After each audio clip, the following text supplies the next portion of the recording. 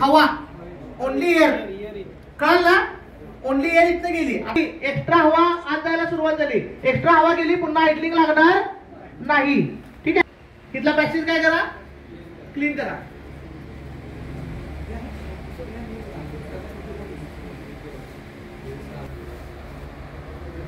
इथं